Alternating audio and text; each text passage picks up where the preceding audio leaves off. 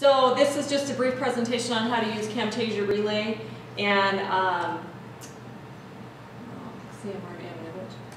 Camtasia Relay can be used to record your computer screen. So you can also narrate, so it records audio and whatever is on your computer screen. So it's nice for recording lectures that you might want to post for online classes or extra lectures that you can't get to in class or whatever. You can then post them to Moodle, or they'll be on iTunes U, and the students can access them there. You can, the nice thing is you can be recording your computer screen and then also be switching from, say, a PowerPoint presentation to the web to maybe a spreadsheet or a handout, and go back and forth.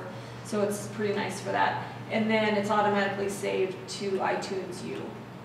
The first thing you want to do before you use it is you're going to want to set up a profile so that your presentations are organized in one place. And Janet Sedgley is the contact for that, and her extension is 5452. And she can set it up. I've done it in the past where I've set it up for my course. So this summer I had it set up so there, when the students logged in to iTunes U, they saw a link that said CSD 411, and that was the class. And then they found all the recorded lectures in there, and we'll go through that. You also need to download Camtasia Relay onto your computer. So there's different versions of Camtasia. Camtasia Relay is the free one. And here's just an option through TechSmith, which is fairly reputable, so you can go there and download it for free. They also had a website. I didn't really browse through it, but if you want to learn more about Camtasia, there's the link to the actual website about Camtasia Relay. So the first thing you do when you click on Camtasia Relay from your desktop or wherever, when you open up the program, is you're going to need to log in, and this is just your net ID, just like you were logging into One Stop or UM Online or whatever.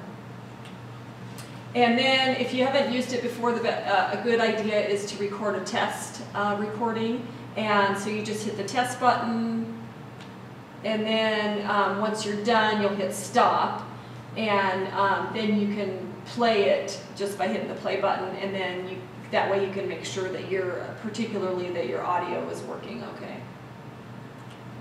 So once you're ready to record a real recording, you'll obviously just click on the record button, and your computer will actually, I'm sorry, the first thing you'll do after you hit record, it's going to ask you if you have multiple desktops. It'll ask you which desktop you want to pick to record. So this is just a picture I clipped from my computer. So this is one desktop and this is the other desktop. So obviously I would click on this desktop if that was the presentation I wanted to record. And then you'll see on the computer, I couldn't get a snapshot of it because it's really quick, but it'll do like a 3 or 4 second countdown, and then the recording starts. So make sure that you don't start recording immediately after you hit the record button. And then once it's recording, you'll see this, and as long as it's counting up, you'll know it's recording. If you want to pause in the middle of the presentation, you can do that easily. Just press the pause button, and then it'll change to red, and then you just hit the red button when you're ready to resume recording. So when you're done with your recording, you'll just hit the stop button, and it'll finalize the recording and ask you to select a profile and give a name to your recording. The profile will be set up with Janet Sedgley, so you'll have a drop-down menu here for you to pick the profile. And then you're going to hit the submit button, which is down here, and then it'll show you that it's completing the presentation, it's being saved.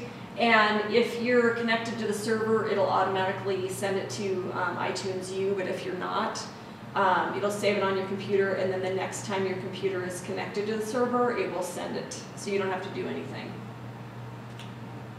So you'll get an email when the recording has been uploaded to iTunes U, and I think it depends on the length of the recording, but sometimes it can take a while. I've seen it take up to a day before it'll show up on iTunes U, so just so you know. And then when you want to access those recordings, you can log on. I just log on to One Stop because that gets you everything. I think you can get into this screen other ways. Oh, my arrow got messed up because I must have moved my picture around. But so that arrow is supposed to point to iTunes U. So make sure that you then just select iTunes U. Can I ask, what is the URL for One Stop? I don't know. It's onestop.umt.edu, I believe. There you go. I just accessed One Stop from the main page From the main menu. from umt.edu. Right. Faculty and staff. Exactly. But thank you, Dawn, for adding that. So it'll ask you about this launch application. Just click OK as long as it's on iTunes. And then on the next screen, this is what you'll see. This is what's on iTunes U right now. And if you've set up a profile correctly with Janet Sedgley, your presentations will be under one of these.